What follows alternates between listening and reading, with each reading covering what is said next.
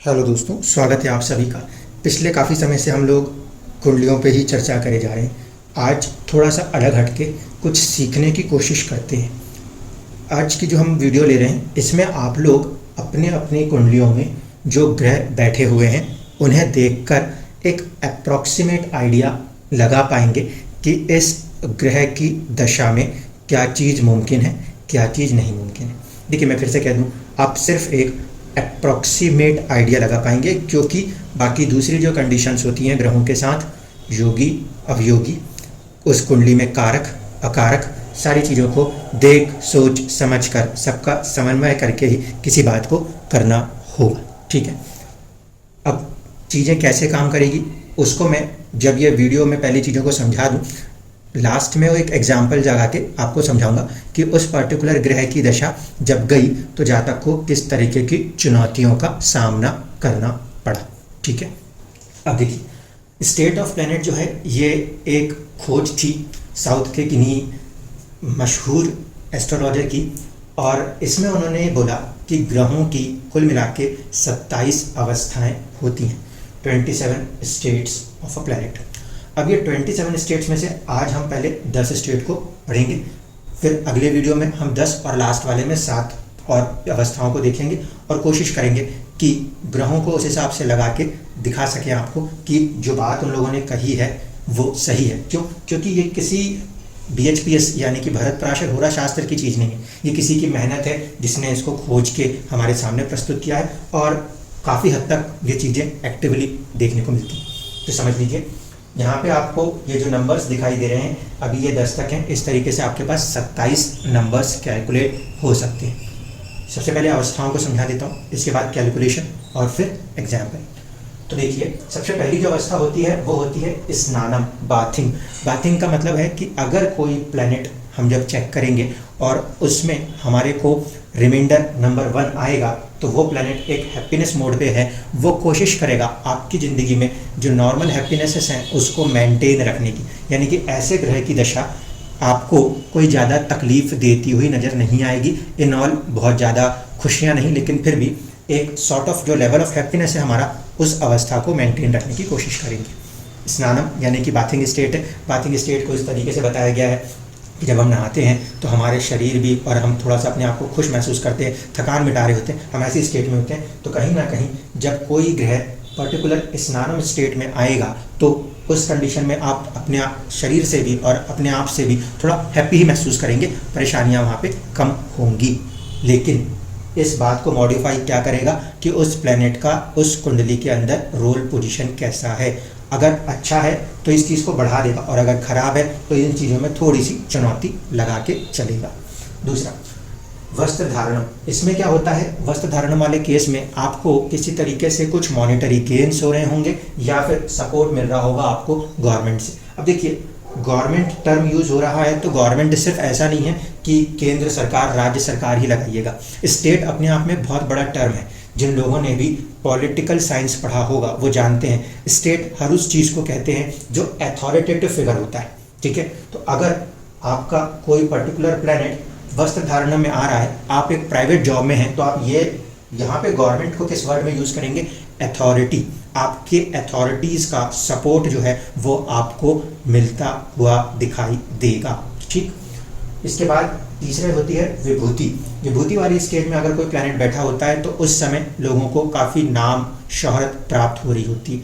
हम कई बार ऐसे लोगों को देखते हैं कि अरे इनको तो कोई बड़ा पद्म विभूषण मिल रहा है, ऐसे पुरस्कार मिल रहे हैं, कहीं किसी काम के लिए सरकार के द्वारा हो सकता है, प्राइवेट NGOs के द्वारा हो सकता है, किसी के द्वारा भी आपको उस समय आपके काम की वजह से नेम फेम अगर बनता है तो वो प्लैनेट आपके विभूति अवस्था में कैलकुलेट होंगे। इसी तरीके से शिवलिंगम है। शिवलिंगम में क्या हो रहा है, यहाँ पे आपको किसी भी तरह के पैसों का लाभ हो सकता है, साथ ही साथ आपको गाड़ियों से भी लाभ हो सकता है। किसी ने इस दशा में गाड़ियों का कोई बिजनेस चलाया और चल पड़ा तो भी फायदा है, या किसी ने इस पीरियड में अपनी गाड़ियाँ खरीदी तो भी उन्हें गेन्स होने लगा, ये भी यहाँ पे मुमकिन है। तो ये जो चीज़ होंगी ये शिवलिंगम वाली स्टेट में अगर प्लैनेट है तो देखने को मिल सकता है। अगर यही पंचाक्षरी जापम, पंचाक्षरी जापम क्या है, देखो सीधी सी बात है, दुनिया में लोग डॉक्टर को, भगवान को और एस्ट्रोलॉजर को सिर्फ दुख में याद करते हैं। तो जब आपको ऐसा दिखाई देता हो कि भैया पंचाक्षरी जापम है, यानी कि अब इंसान जो है अपने आप को कहीं ना कहीं बचाने की कोशिश करेगा। बचाने की कोशिश क्यों करेगा? क्योंकि उसके ऊपर कोई ना कोई परेशानी आने वाली। तो यहाँ पे हम देखते हैं जब कोई पर्टिकुलर प्लैनेट 5th स्टेट में आके बैठेगा, पंचाक्षरी जापम के स्टेट में आएगा, तो आपकी ज़िंदगी में किसी भी सरकार, किसी भी अथॉरिटी से आपको ट्रबल्स क्रिएट करने लगेगा, जिसकी वजह से आप अपने आप को बचाने के लिए कहीं ना कहीं जाप तप और इन चीज़ों की तरफ जाते हुए नजर आएंगे। तो इस स्टेट में अगर कोई प्लैनेट बैठा है तो संभलना पड़ेगा। ठीक, फिर आती है शिव पूजा। यहाँ पे बात हुई थी शिवलिंगम की, यहाँ पे बात हो रही है शिव पूजा की। दोनों में ही कहीं ना कहीं मनी वेल्थ गेन की बात है। यहाँ पे व्हीकल्स की बात हो रही थी, ठीक है, यहाँ पर व्हीकल्स की बात नहीं होती, फिर भी कहीं ना कहीं उन दशाओं में इंसान को किसी तरीके का कोई आर्थिक उन्नति देखने को मिल रही होती है। फिर बात आती है उपासना। उपासना भी इंसान क्यों करेगा? वही एक लॉजिक, जब तक इंसान परेशान नहीं है तब तक इंसान दूसरे के दर पे कभी मत्था टेकने भी नहीं जाता। ये बात हकीकत है। इसको बात को ध्यान में रखते हुए समझिए, अगर उपासना की स्टेट आ रही है तो आप कब जाओगे? भगवान परीक्षा पास करा दें। एजुकेशन की प्रॉब्लम चल रही होगी उस समय, ये मुमकिन है। फिर आपके हेल्थ में हार्ट या लीवर पे कोई प्रॉब्लम चल रही होगी कि अब तो बचने की संभावना ही नहीं बची, जितने दिन थे उतने निकाल लो। उपासना करने लग जाएगा इंसान, याद करने लग जाएगा किसी को। तो ये जो उपासना की स्टेट है, अगर इसमें आ रहा है आपका कोई प्लैनेट, तो भी हमारी ओर से पहली कंडीशन ये होगी, आप अपने हेल्थ का ध्यान रखेंगे, हार्ट का ध्यान रखेंगे, लीवर का ध्यान रखेंगे, और कोशिश ये करेंगे कि अगर उस पर्टिकुलर पीरियड में आप एजुकेशन कर रहे हैं तो वहाँ पे कुछ चुनौतियों का आपको सामना करना पड़ सकता है, ज़्यादा अधिक मेहनत वहाँ पे आपको करनी पड़ेगी। क्लियर? इसके बाद आती है विष्णु पूजा। अब विष्णु जी की पूजा क्यों होती है? देखिए, शिव जी की पूजा बेसिकली जो होती है वो तो हम लोग अपने प्राणों को बचाने और इन चीज़ों के लिए देखते हैं। विष्णु पूजा की बात अगर होती है तो विष्णु का मतलब है कि सस्टेनेंस की बात हो रही है। तो सस्टेनेंस की बात हो रही है, यहाँ पे जब ये टर्म यूज हो रहा है तो इसके साथ जुड़ा हुआ है गेंस। किससे? ज़मीन से, यानी किसी की उपज बढ़ रही हो, फ़ायदा हो रहा हो, किसी ने ज़मीन खरीदी हो उससे कुछ लाभ हो रहे हो, ज़मीन बेची हो उससे लाभ हो रहे हो, आपके रिश्तेदारों से आपको लाभ हो रहे हो। ये सारी चीज़ें कब होंगी? जब प्लैनेट विष्णु पूजा अवस्था में बैठे होंगे। अब नमस्कार की अवस्था जो है, नमस्कार की अवस्था में क्या है?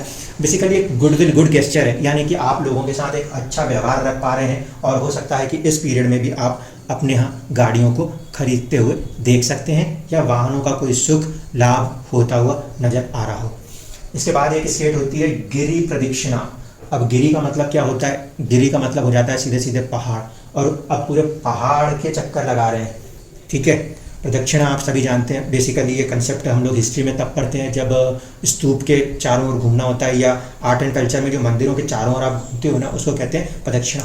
और आप किसकी कर रहे हो? अब आप गिरि की कर रहे हो, आप पहाड़ की एक प्रदक्षिणा कर रहे हो। इस शब्द का अर्थ ये हो गया कि इतनी बड़ी चुनौती खड़ी हो गई है कि दर दर ठोकरें खाने की नौबत आ जाएगी। समझिएगा, गिरि पहाड़, और पहाड़ की प्रदक्षिणा मतलब इतना बड़ा पहाड़ होगा, कितने उस जंगली काटी रास्तों से घूम के आपको उसके पूरी तरीके से पार करना है। तो ये पीरियड दिखाएगा आपका किसी तरीके की हेल्थ में भी परेशानी आ रही है, और साथ साथ सरकार भी परेशान कर रही है। जैसे अभी कोर्ट केस चल रहे हैं, और कोर्ट केस के अंदर किसी को और तबीयत खराब हो जा रही है, तो हम मानेंगे स्टेट ऐसी बैठ गई है कि वो एक तरफ से तो बीमारी भी दिखा रहा है ग्रह, और दूसरी तरफ से सरकार परेशान कर रही है। इन चीज़ों के आधार पर कभी कभी जब कुंडलियों को हमें मैच करना हो, दशाओं को मैच करना हो, तो हमें बहुत हेल्प मिलने वाली है।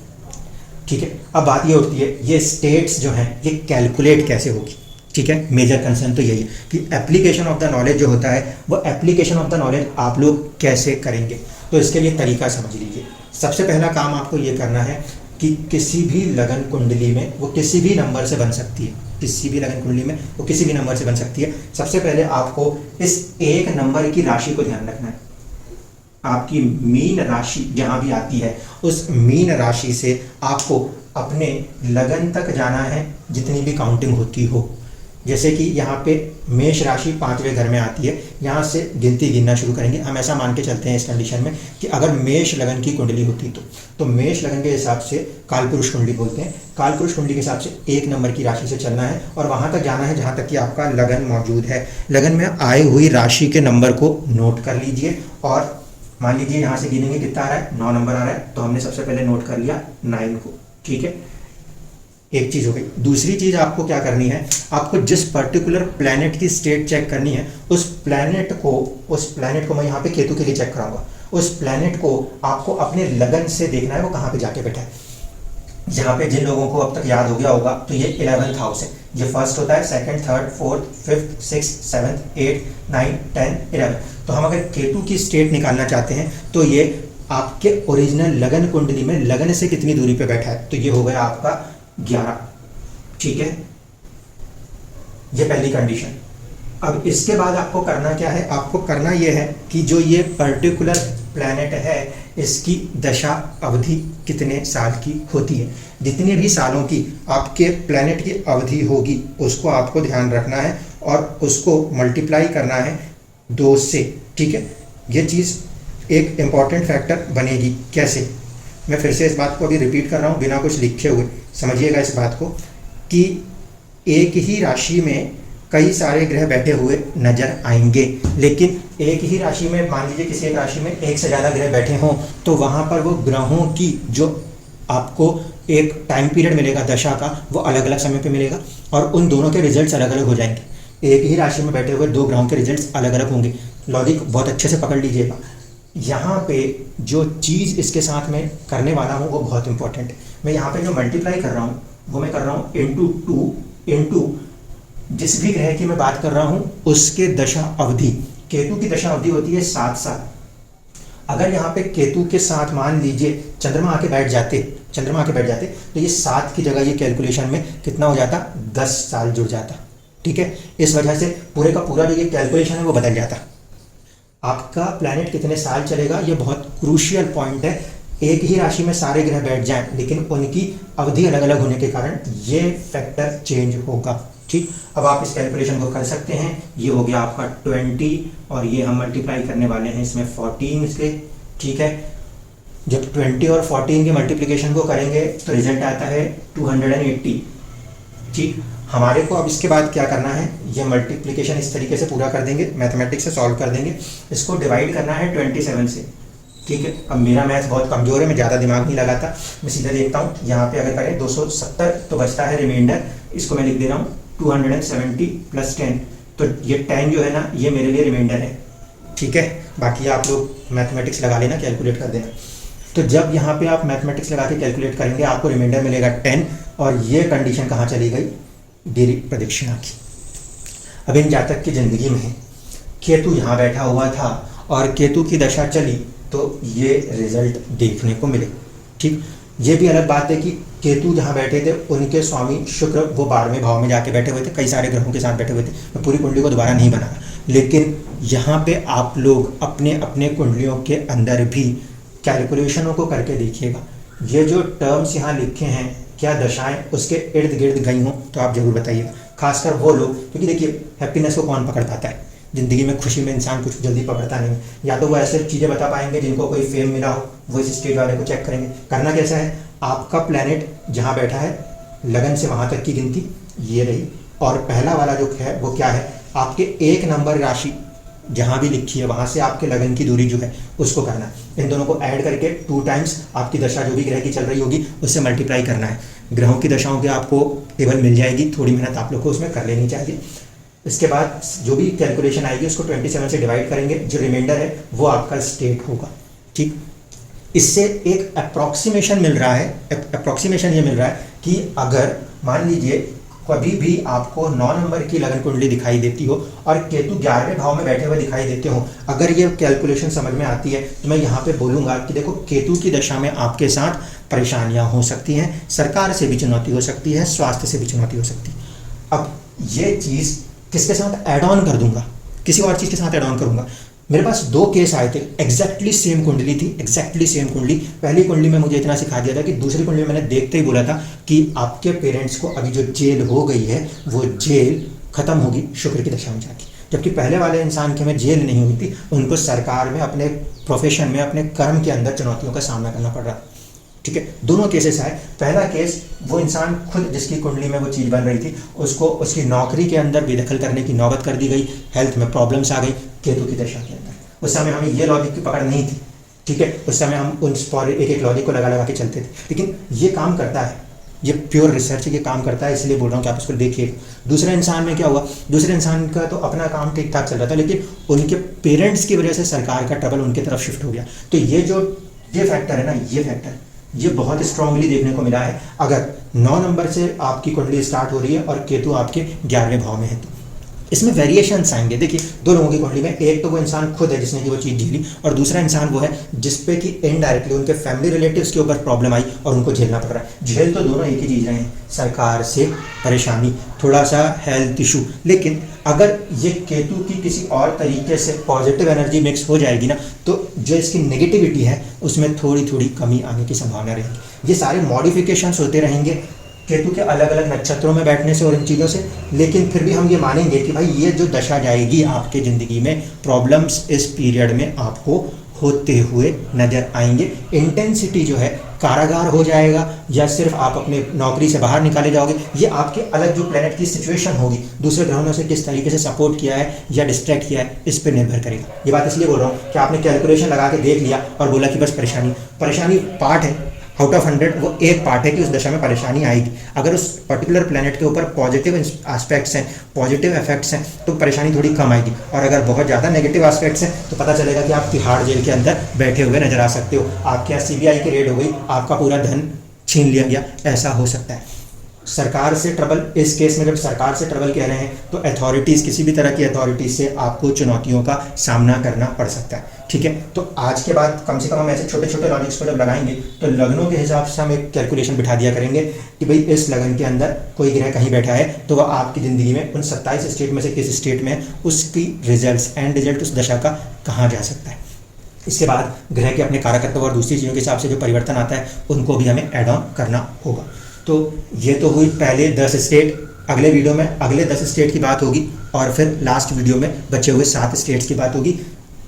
कोई भी इंसान जब इसको अप्लाई करे तो पहली गुजारिश होगी, सिर्फ इतने चीज़ों को लगा के डर मत जाइएगा, बाकी की स्थितियों को भी देखिएगा और उसके साथ ही किसी फाइनल रिजल्ट को बोलिएगा। ऐसा भी नहीं है कि उठाया आपने और आपने विभूति लगाई, लेकिन वो जो ग्रह था वो ग्रह आपके योग के हिसाब से या आपकी ज़िंदगी के दूसरी चीज़ों को, बुरे भाव को रूल कर रहा था, तो जहाँ वो फेम लिखा था वहाँ आपको डिफेम दिखाई देने लगी। क्योंकि यहाँ पे ये टर्म्स हैं, ये टर्म्स कितना ज़्यादा किस लेवल पे इम्पैक्ट करेंगे, ये सभी कुंडलियों में बदलाव अलग अलग तरीके से दिखाई देगा। सबको यहाँ पे एक जैसी चीज़ें देखने को नहीं मिलती। हाँ, हम बात स्पेसिफिकली इस चीज़ की कर रहे हैं कि उस पर्टिकुलर प्लैनेट की दशा में ये चुनौतियाँ खड़ी होंगी। अगर मान लीजिए आपकी ज़िंदगी में उस ग्रह की दशा ही नहीं आई और आप इतनी कैलकुलेशन से उसको देख भी रहे हो तो उसका कोई अर्थ नहीं रहेगा। उसकी जो छोटी छोटी दशाएं हैं उसमें थोड़ी सी चुनौतियाँ देखने को मिलेंगी, क्योंकि महादशा एक बड़ा पीरियड है, उसमें ज़्यादा इफेक्ट किसी भी दशा का देखने को मिलता है। धन्यवाद।